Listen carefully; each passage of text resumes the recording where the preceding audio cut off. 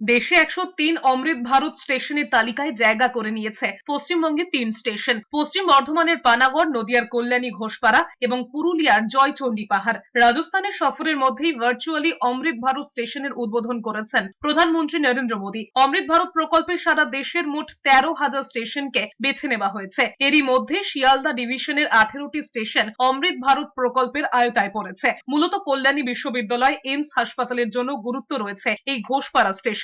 অন্যদিকে পুরুলিয়ার আদ্রা ডিভিশনের জয়চণ্ডী পাহাড় স্টেশন যাত্রী এবং মালবাহী পরিবহনের একটি গুরুত্বপূর্ণ কেন্দ্র। পশ্চিম বর্ধমানের পানাগড় স্টেশনও বাণিজ্য এবং যাতায়াতের একটি গুরুত্বপূর্ণ জায়গা। অমৃত ভারত প্রকল্পের আওতায় যাত্রী স্বাচ্ছন্দ্যের বিষয়টি গুরুত্ব দিয়ে দেখা হয়েছে।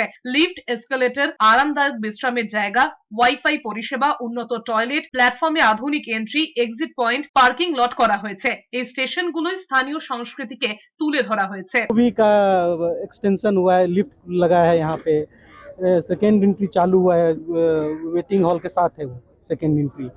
और coach indication board, station indication board, signages, ये सारी चीजें लगाई। মাননীয় প্রধানমন্ত্রীজি পুরো ভারতবর্ষে 103টে অমৃত স্টেশন রয়েছে, সে তার উদ্ঘাটন করেছে। যে আমাদের স্টেশন রয়েছে কল্যাণী ঘোষপাড়া, সেটারও আজকে ভার্চুয়ালি উদ্বোধন মাননীয় প্রধানমন্ত্রীজি করলেন।